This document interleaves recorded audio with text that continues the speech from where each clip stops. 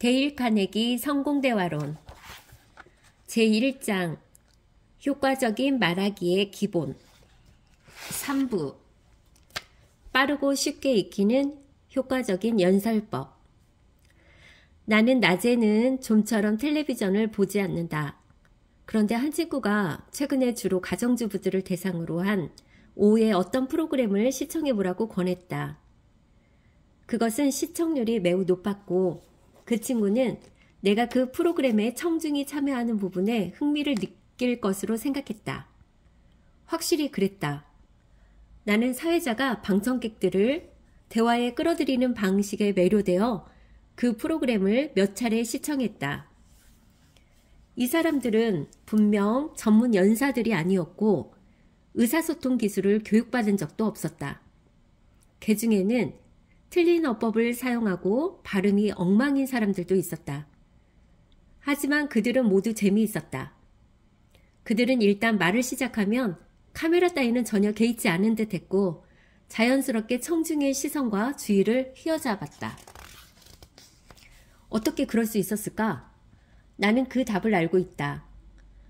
여러 해 동안 이 프로그램에서 사용된 기술을 이용해 왔기 때문이다. 이 평범한 보통 사람들은 전국 시청자들의 주목을 한몸에 받았다.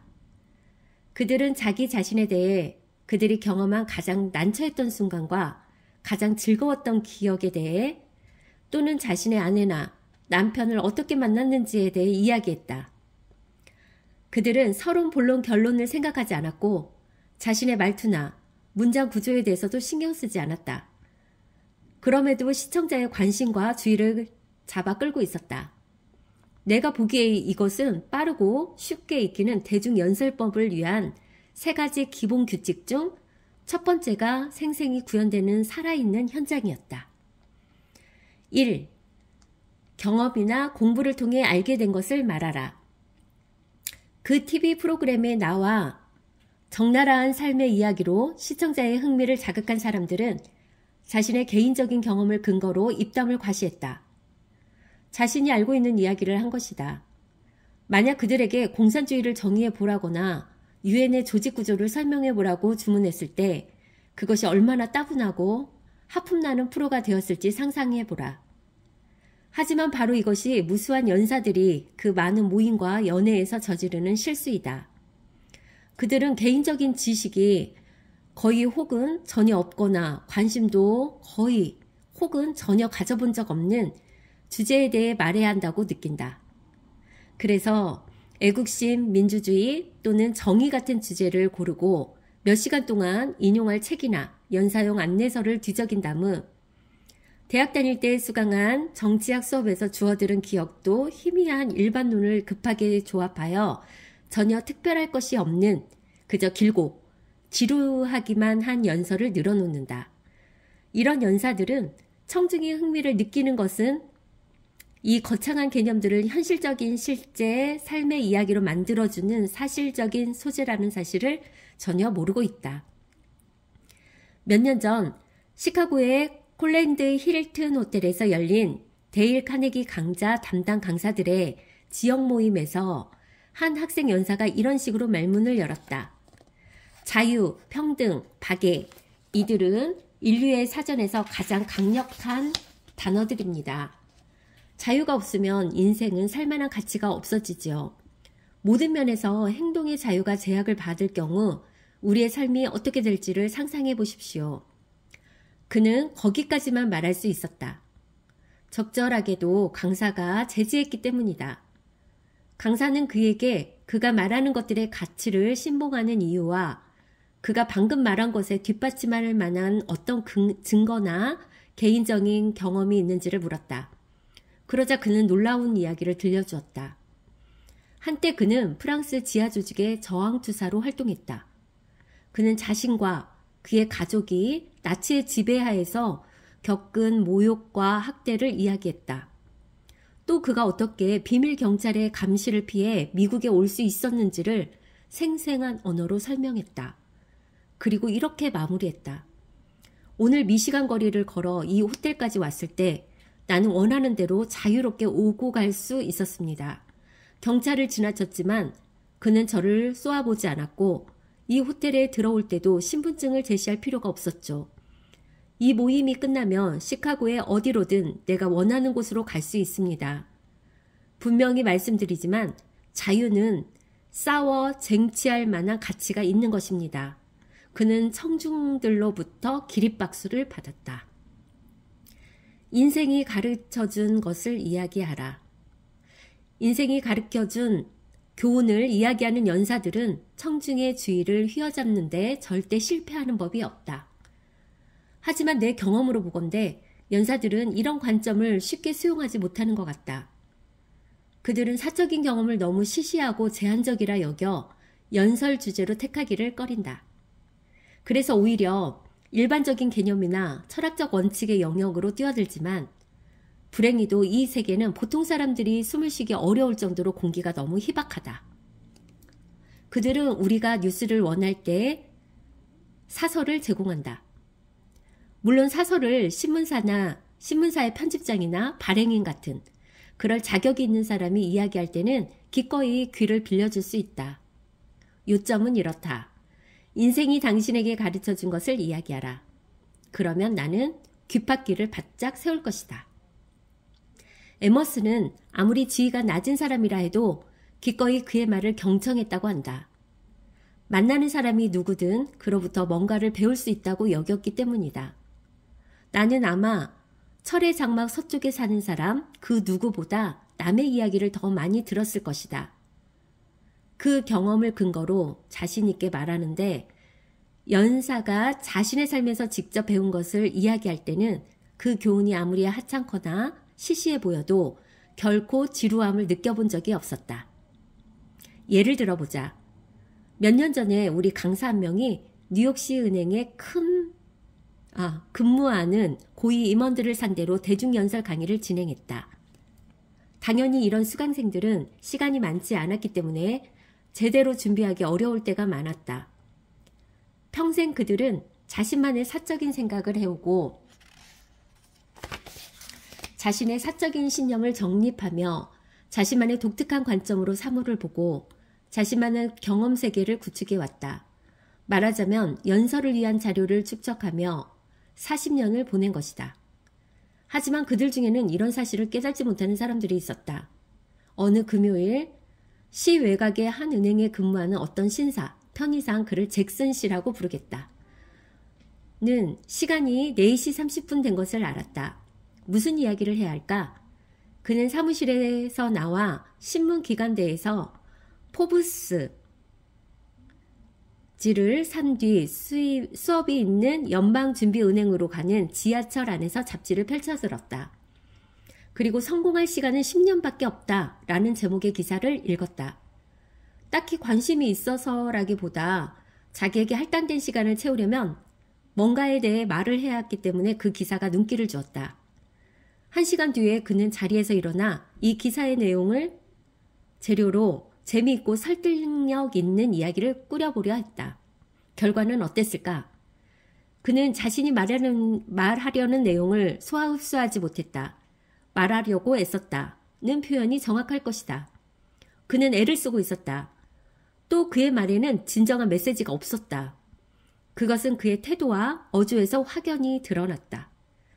그러니 어떻게 청중들이 자기 이상으로 그 이야기에 감동받기를 기대할 수 있겠는가?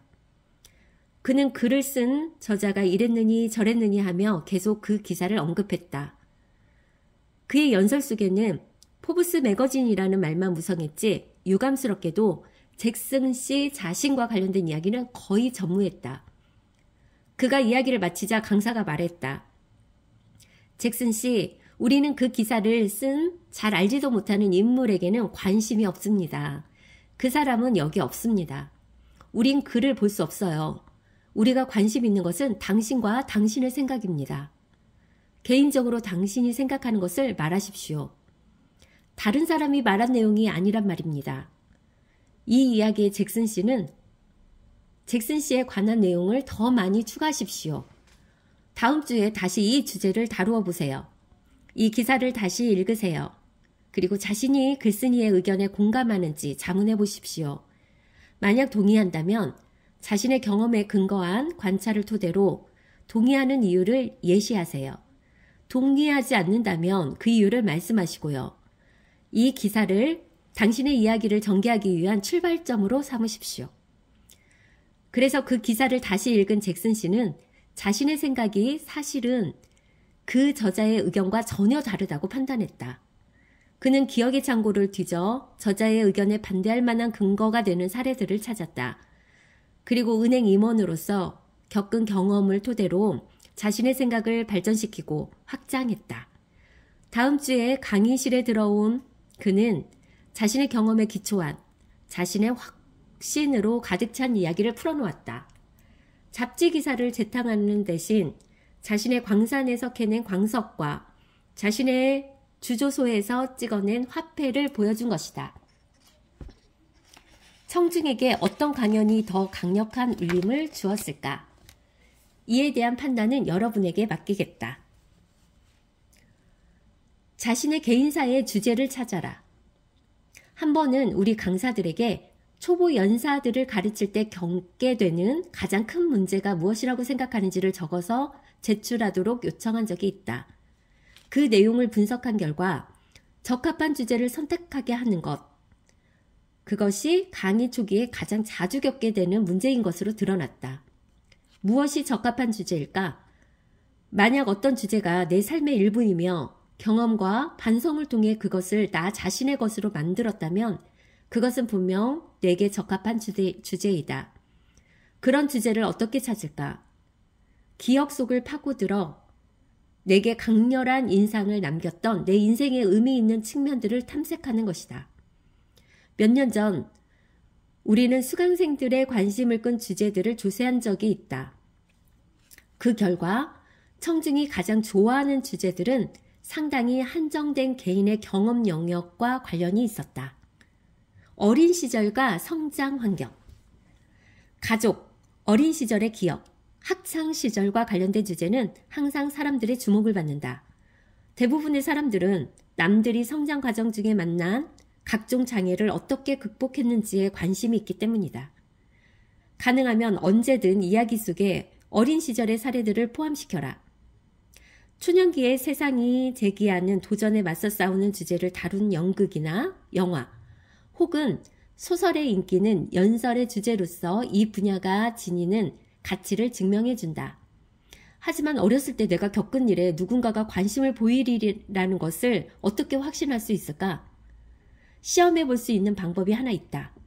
오랜 시간이 흐른 뒤에도 기억 속에 또렷이 각인되어 있는 어떤 경험이 있다면 그것은 거의 틀림없이 청중의 관심도 자극할 것이다. 초년의 고생담. 이건 역시 인간의 관심을 자극하는 주제이다. 여기서도 당신이 어린 시절에 어떻게 세상에 흔적을 남기려 했는지를 소개함으로써 사람들의 주목을 받을 수 있다. 어떻게 특정한 직업을 갖게 되었는가? 어떤 상황 때문에 그 직업을 선택하게 되었는가? 경쟁 세계에서 자신의 입지를 구축하는 과정에서 경험한 좌절, 실패, 희망, 승리를 이야기하라. 제대로만 전달되면 실제 경험담은 누구의 것이든 거의 확실한 주제이다. 취미와 여가 생활. 이 영역의 주제들은 개인적인 선택에 기초하고 있고 따라서 청중의 흥미를 동하게 할 만한 주제이다. 당신이 그저 좋아서 하는 일에 대한 이야기는 잘못되는 법이 없다. 특별한 취미에 대한 당신의 꾸밈없는 열정이 이 주제를 더욱 인상적으로 만들 것이다. 특정 분야의 지식. 오랜 시간 한 우물만 파다 보면 그 분야의 전문가가 된다. 단연간의 경험이나 연구를 기초로 자신이 하는 일과 관련된 여러 측면을 이야기한다면 분명 청중의 관심을 끌 것이다. 특별한 경험. 위대한 인물을 만난 적이 있는가? 전쟁에 참전하여 적군의 포화 세례를 받은 적이 있는가? 살면서 정신적인 위기를 겪은 적이 있는가? 이것들은 최고의 연설 소재에 속하는 경험들이다. 신념과 신조. 아마 당신은 많은 시간과 노력을 들여 오늘날 세계가 당면한 주요 문제들에 대해 나름의 생각을 정립했는지 모른다. 만약 오랜 시간 공들여 어떤 중요한 문제를 연구했다면 당신은 그에 대해 말할 권리를 얻은 것이다. 하지만 그 이야기를 전할 때는 반드시 확신의 근거가 되는 구체적인 예들을 제시하라. 청중들은 그저 일반론 일색인 이야기에서는 재미를 느끼지 못한다. 이런 주제에 대한 준비로는 그저 신문기사 몇 개 읽는 것으로 충분하다고 생각하지 말라. 어떤 주제에 대해 청중보다 더 잘 아는 것이 별로 없다면 그에 대한 이야기는 피하는 것이 상책이다. 반면 단연간 특정 주제를 생각하고 연구했다면 그것은 틀림없이 당신에게 맞는 주제이다.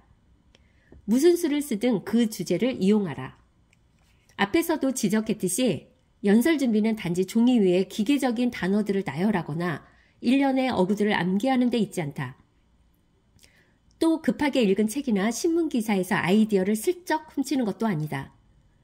연설을 준비한다는 것은 자신의 마음과 지성의 광산을 깊이 파고 들어가 인생이 그곳에 저장해 놓은 중요한 신념이나 신조를 캐내는 것이다.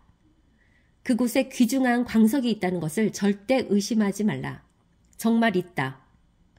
풍부한 경험과 신념의 보물이 그 안에서 당신에게 발견되기만을 기다리고 있다. 청중 앞에 꺼내놓기에는 그들이 너무 사적이며 시시하다고 무시하지 말라.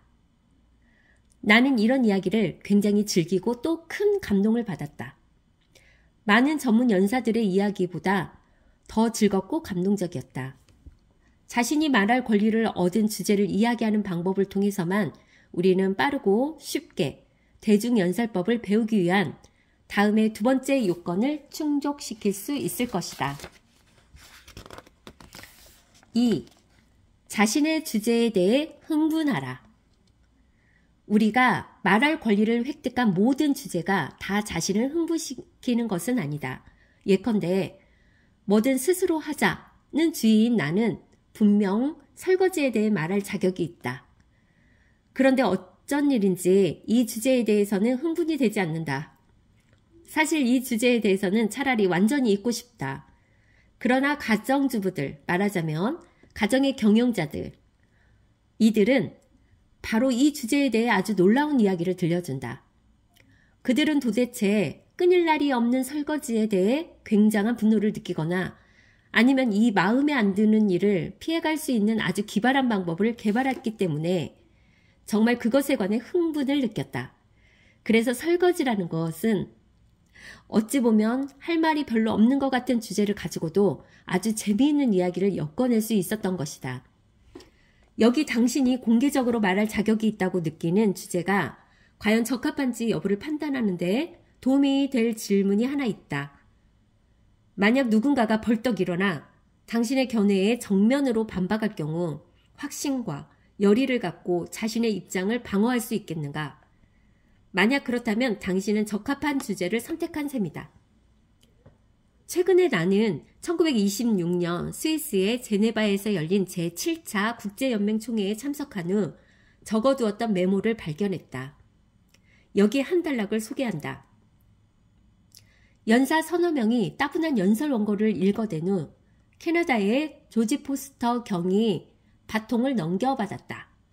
나는 그가 원고나 어떤 메모지도 없이 연단에 오르는 것을 보고 굉장히 흡족했다. 그는 거의 말하는 내내 손짓, 몸짓을 써가며 열변을 토했다. 그의 말에는 진심이 담겨 있었다. 또 청중에게 몹시 전하고 싶어 한 메시지가 들어있었다. 그가 마음속에 소중히 갈무리 된 신념을 전달하기 위해 진지하게 노력하고 있다는 사실은 창밖 제네바 호수의 존재만큼이나 명백해 보였다.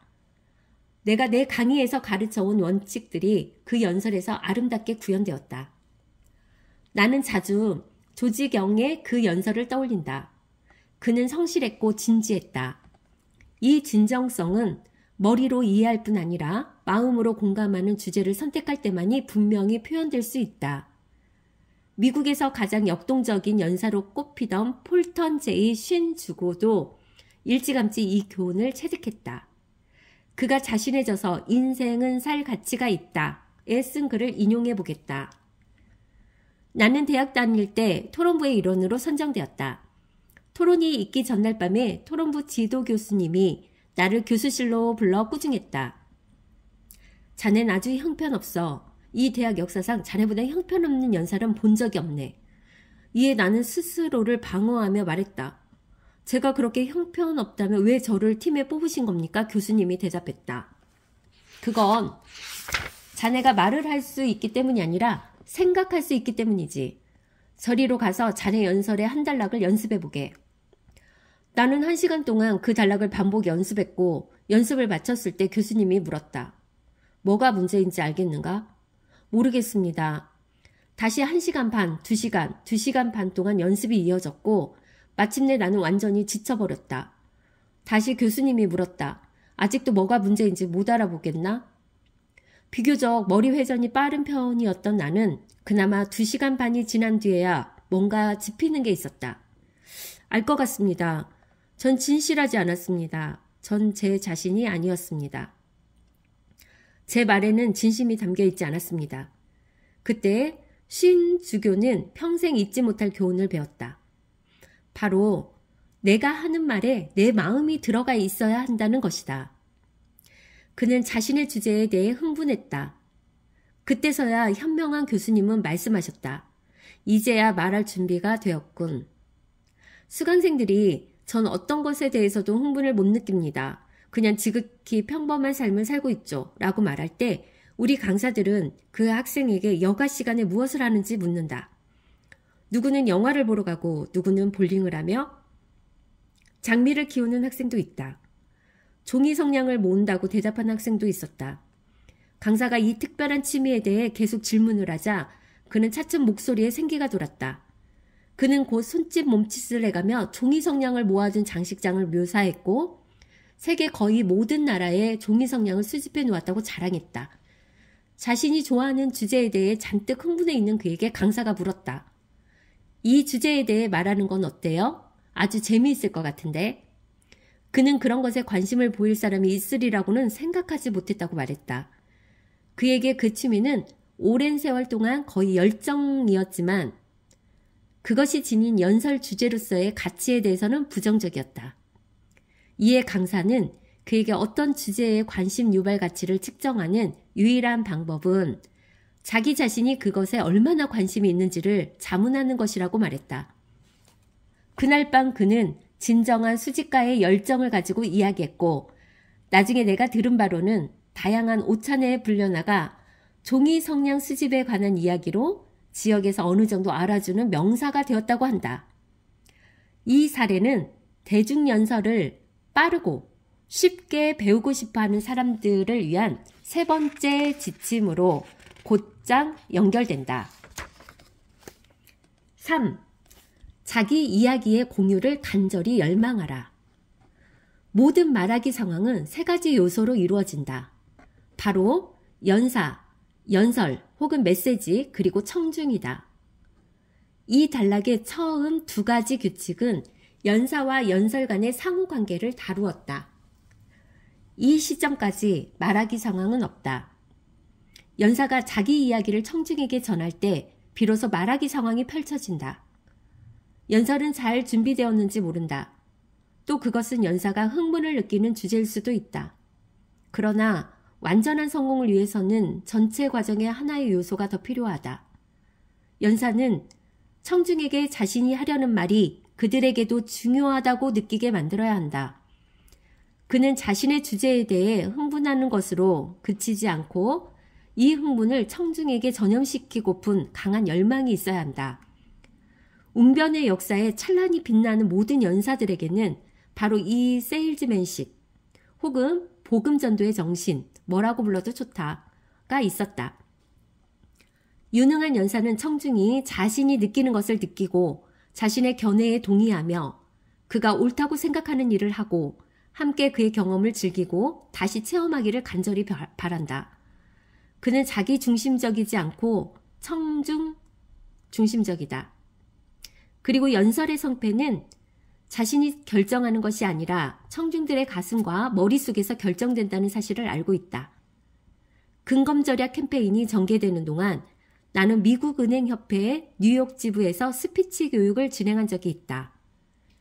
그런데 특히 학생 한 명이 청중의 마음을 흔들어 놓지 못하고 있었다. 그를 도울 때는 먼저 그의 마음에 자기 주제에 대한 열정의 불을 지피는 것이 중요했다. 그래서 나는 그에게 열정이 느껴질 때까지 이 주제를 깊이 숙고하라고 말했다. 또 뉴욕의 유언 거민 법원 기록에 따르면 85% 이상의 사람들의 사망 시에 한 푼도 남기지 않으며 3.3%만이 $10,000 이상을 남긴다는 사실을 기억하라고 주문했다. 그리고 그는 사람들에게 뭘 해달라고 부탁하는 것도 아니고 그들이 할 수 없는 일을 해달라고 간청하는 것도 아니라는 점을 잊지 말라고 했다. 그는 자신에게 이렇게 말해야 했다. 나는 이 사람들이 노년에 빵과 고기를 먹고 좋은 옷을 입고 편안하게 살며 그들의 아내와 자식들에게 안정된 삶을 제공할 수 있도록 미리 준비시키는 거야. 그는 자신이 하려는 일이 일종의 대단한 사회봉사임을 기억해야 했다. 한마디로 그는 십자군 전사가 되어야 했다. 그는 이런 사실들을 깊이 생각하며 자신의 가슴속에 아로새겼다. 그 결과 차츰 자신의 주제에 관심을 갖고 스스로의 열정에 불을 지폈으며 자신에게 정말 사명이 있다고 느끼게 되었다. 그 뒤에 연단에 서서 토해낸 확신이 담긴 그의 말에는 울림이 있었다. 그는 사람들을 돕고 싶은 강한 열망이 있었기에 그들에게 근검절약의 가치를 납득시킬 수 있었다. 그는 더 이상 그저 사실로만 무장한 연사가 아니라 사람들을 가치 있는 대의로 개종시키려는 전도사였다. 나는 강사로 일해오면서 한때 대중연설의 교과서적인 규칙에 많이 의존한 적이 있다. 그때는 지나치게 도식적인 웅변술의 한계를 벗어나지 못한 교사들이 내게 주입시킨 일부 나쁜 습관들을 그냥 그대로 모방했을 뿐이다. 처음으로 대중연설 수업을 듣던 때가 지금도 기억에 생생하다.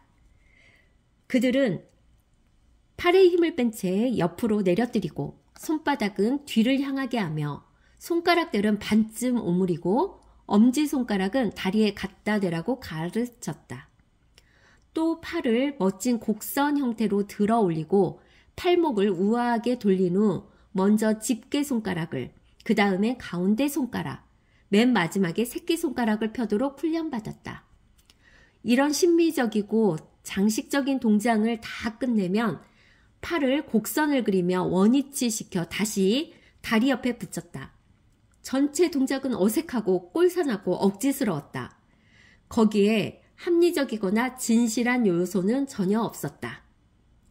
나를 가르쳤던 강사는 내 연설에 나만의 개성을 담지 못하게 했고 내가 청중과 열정적으로 대화하는 살아있는 정상적인 인간처럼 말하지 못하게 했다. 이런 기계적인 접근법을 지금까지 이 단락에서 논의해온 3가지 주요 규칙을 이용한 스피치 훈련과 비교해보라. 그것들은 효과적인 말하기 훈련에 대한 나의 전체적인 접근 방식의 근간이다. 여러분 이 책에서 이 규칙들을 계속 만나게 될 것이다. 다음 장에서는 이 3가지 규칙 각각을 더 자세히 설명한다.